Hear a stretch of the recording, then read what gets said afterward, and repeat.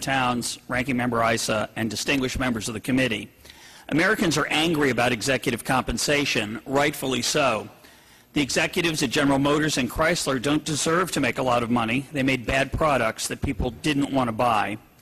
The executives on Wall Street don't deserve to make a lot of money. They were reckless. They borrowed huge sums to make bets that didn't pay off, and they wasted trillions of dollars of precious capital, funneling it into housing instead of health innovation or high-mileage cars or 1,000 investments more productive than more and bigger houses. Everyday folks who are out of work through no fault of their own want to know why people who made bad decisions not only have a job, but a big salary to go with it. No wonder they're angry at Wall Street. And if we keep getting angry at Wall Street, we'll miss the real source of the problem. It's right here in Washington. We are what we do, not what we wish to be, not what we say we are, but what we do. And what we do here in Washington is rescue large companies, large financial institutions, and rich people from the consequences of their mistakes. When mistakes don't cost you anything, you do more of them. When your teenager drives drunk and wrecks the car, you keep giving him a do-over, repairing the car and handing him back the keys. He's going to keep driving drunk. Washington keeps giving bad banks and Wall Street firms a do-over. Here are the keys. Keep driving. The story always ends with a crash. Capitalism is a profit and loss system. The profits encourage risk-taking. The losses encourage prudence. Is it a surprise that when the government takes the losses instead of investors, that investing gets less prudent? If you always bail out lenders, is it surprising that firms can borrow enormous amounts of money living on the edge of insolvency? I'm mad at Wall Street, but I'm a lot madder at the people who gave them the keys to drive our economy off a cliff. I'm mad at the people who have taken hundreds of billions of dollars of taxpayer money and given it to some of the richest people in human history. I'm mad at President Bush, President Obama, Secretary Paulson, Secretary Geithner, and Chairman Bernanke. And I'm mad at Congress. You helped risk takers continue to expect that the rules that apply to the rest of us don't apply to people with the right connections.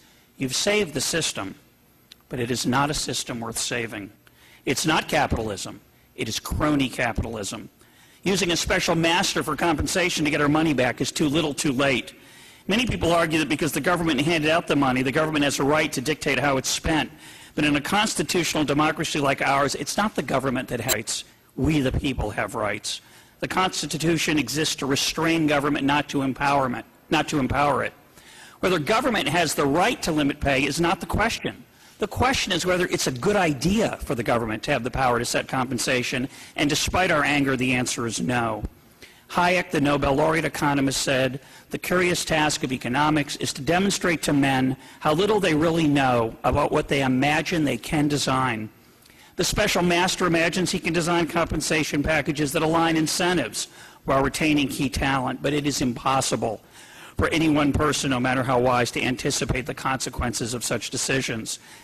Nor does he have any incentive to acquire that knowledge. He has no skin in the game. A single individual has been given enormous arbitrary power with insufficient accountability or transparency.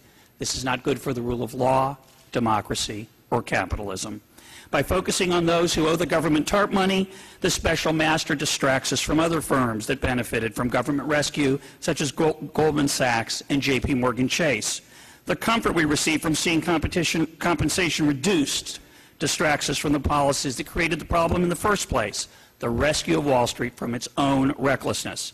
It is a charade of political window dressing to make crony capitalism look respectable. I want my country back. Let's get the government out of the auto business, out of the banking business, out of the compensation design business.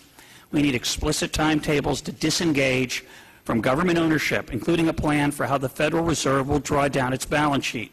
Most of all, we need to stop trying to imagine we can design housing markets, mortgage markets, financial markets, and compensation. I want my country back. I want a country where responsibility still means something, where rich and poor, Main Street and Wall Street live by the same rules. We don't need a special master to level the playing field. We just need to take the crony out of crony capitalism so we can get back to the real thing. Thank you very much.